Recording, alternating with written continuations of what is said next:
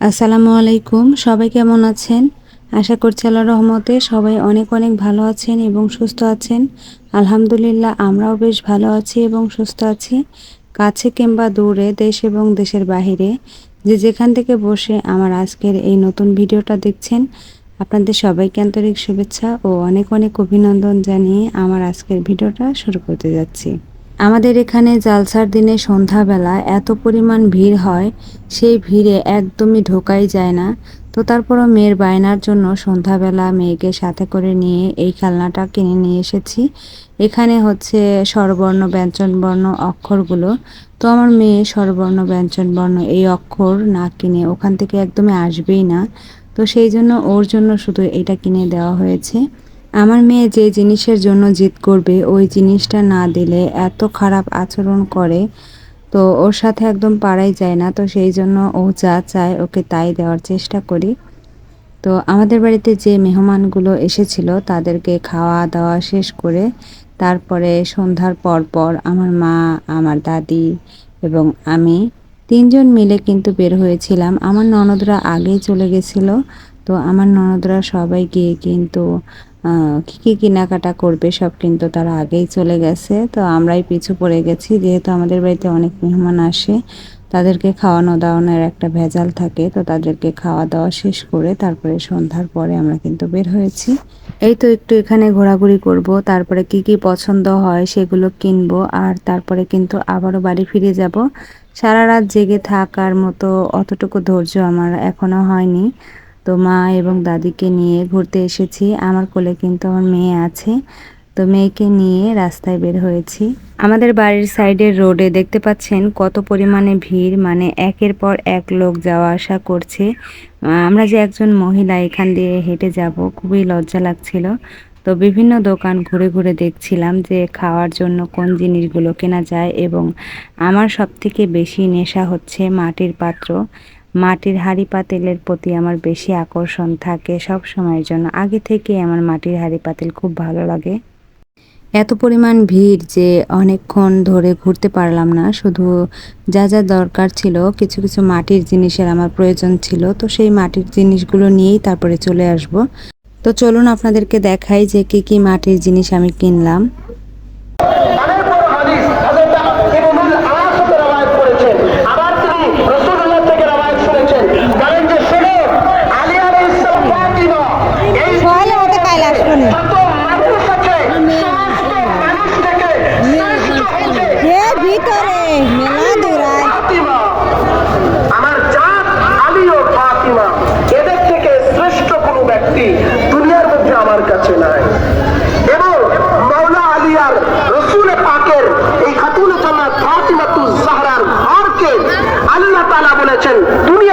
সর্বশ্রেষ্ঠ ঘর এবং আমরা আমাদের থেকে শ্রেষ্ঠ ঘর। এটা কে রবায়ত করেছেন?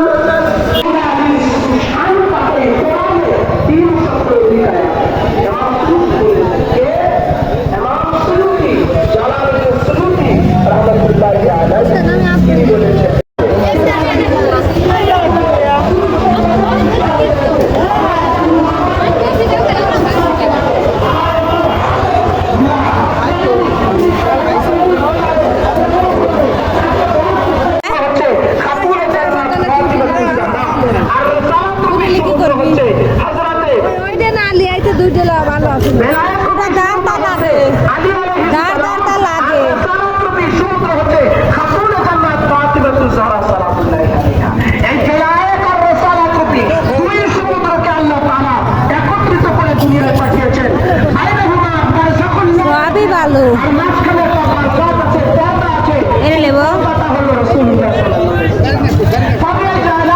কোনা কালা যে কালা কোনা